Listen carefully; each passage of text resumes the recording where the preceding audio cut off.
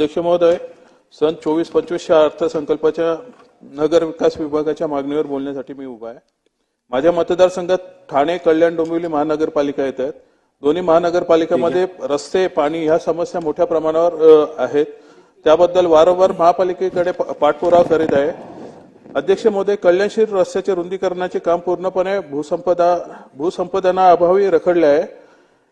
MSRDC कडून रस्ते बाधितांना अद्याप भरपाई मिळालेली नाहीये, त्यामुळे रस्त्याचे काम थांबलेले आहे। त्यामुळे दररोज वाहतूक कोंडी होते तिथे। या रस्ते बाधितांना भूसंपादनाची रक्कम 300,91,91,715 रुपये नुकसान भरपाई पोटी द्यायची आहे। ती तातडीने शेतकऱ्यांना देऊन रस्ता पूर्ण करण्यात यावा, कारण यासाठी सध्या सर्वपक्षीय युवा मोर्चाचे बेमुदत धरणे आंदोलन सुद्धा तिथे चालू आहे। अध्यक्ष महोदय, याच रस्त्यावर सध्या मेट्रोचे काम चालू आहे। रस्ता मधोमध खोदण्यात आला आहे। वास्तविक या ठिकाणी आताच रस्ता पूर्ण झाला होता, मध्ये दुभाजक लावण्यात आले होते व सुशोभीकरण करण्यात आले होते। हाच रस्ता मधोमध खोदून आता मेट्रोचे काम सुरू करण्यात आले आहे। दररोज या कामामुळे प्रचंड वाहतूक कोंडी होते। कल्याणशीर रस्त्यावरील मेट्रोचे काम थांबवण्यात यावे व ज्या ठिकाणी वस्ती नाही अशा ठिकाणी हे काम सुरू करावे। नंतर कल्याण शिरफाटा रस्त्याचे काम सुरू करावे अशी मी विनंती करतो।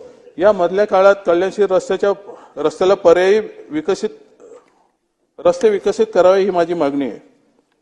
अध्यक्ष महोदय, Kalyan Dombivli महानगरपालिकेमध्ये MMRD, MSRDC, PWD विभागांतर्गत रस्त्याची कामे सुरू आहेत। रस्ते अत्यंत निकृष्ट दर्जाचे आहेत, कोणाचे नियंत्रण यावर नाहीये। त्यामुळे रस्ते पुन्हा पुन्हा खोदण्यात येतात आणि ते पुन्हा पुन्हा बनवण्यात येतात। कालच आमच्या डोंबिवली जिमखान्याजवळचाही रस्ता पुन्हा खोदण्यात आला। कंत्राटदार व अधिकाऱ्यांवर कोणतीही कारवाई होत नाही, यामुळे रस्त्याला दर्जा राहत नाही।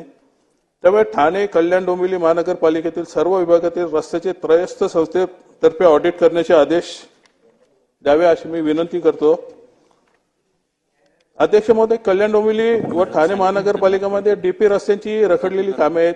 माझ्या मतदारसंघात सध्या MMRDA, DFCC यांची कामं सुरू आहेत। त्यांच्याकडून जमिनींची थेट खरेदी विक्री केलेली आहे। त्यामुळे DP रोडसाठी महापालिका फक्त TDR देतात।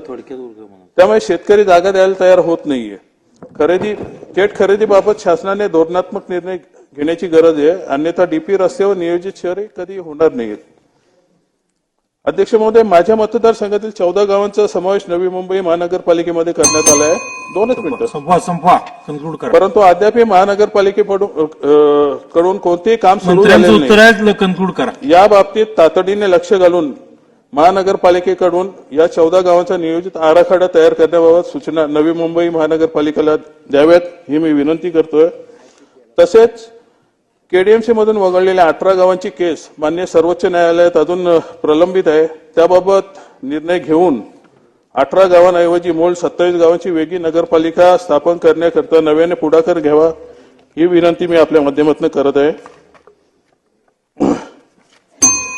शेवटचं मंत्री महोदय,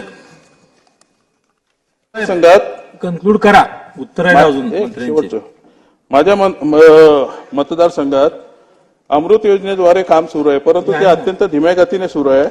KDMCचा स्टेमचा आमचा 140 MLDचा आरक्षित पाणीकोटा अजूनही KDMC कडे वर्ग करण्यात आलेला नाहीये। माझी विनंती आहे तो पाणीकोटा KDMC कडे त्वरित वर्ग करावा। तसेच अमृत योजनेकरता मंजूर 105 MLD पाणीकोटा पूर्णपणे देण्यात यावा।